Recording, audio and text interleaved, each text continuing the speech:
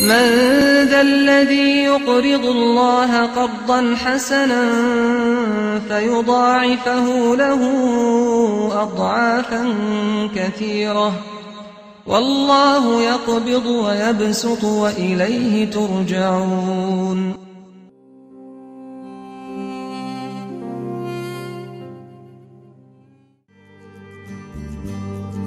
بەرنامەی بەخشین وەک ئەرکێکی ئاینی و نیشتیمانی بە پێویستی زانی باری نالەباری ژیانی نەخۆشان و هەژاران و منداڵانی بێسەرپەرشتی هەرێمی کوردستان لە ڕێگەی خێرخوازانەوە کار بۆ کەمکردنەوەی ئازارەکانیان بکات.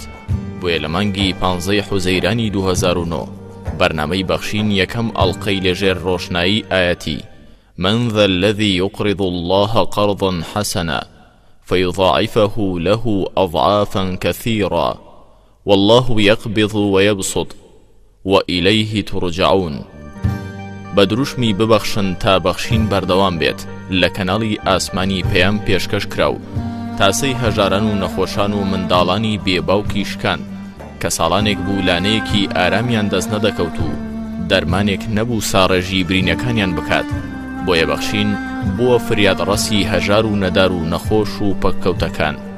تا ئەم ساتە وەختەش بەخشین بە هاوکاری خێرخوازان بەردەوامە. ئەم ساڵیش بەهۆی ئەم قەیرانە داراییەی ڕووی لە هەرێمی کوردستان کردووە. بەرنامەی بەخشین لە مانگی ڕەمەزانی پیرۆزدا توانی لە چەند پرۆژێکدا خزمەتێکی گەورەی هەژاران و نەخۆشان و منداڵانی بێباو بکات و ببێتە پردی گەیاندنی هاوکاریەکانی خێرخوازان بە هەژارانی نیشتیمان.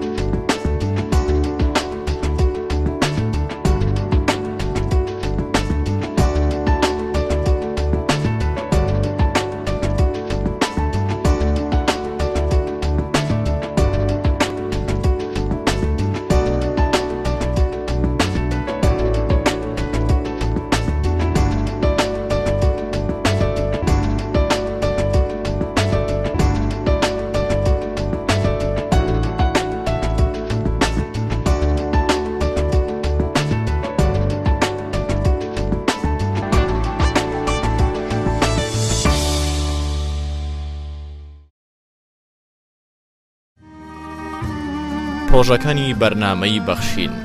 پرۆژەی دابەشکردنی خۆراک. بەرنامەی بەخشین هەمیشە بە پێی توانە و پێویستی لە زۆربەی بۆ نەوکارە ساتە سروشتی مرۆییەکان هاوکار و پشتیوانی هەژاران بووە. بەخشین لە سەرەتای مانگی ڕەمەزانی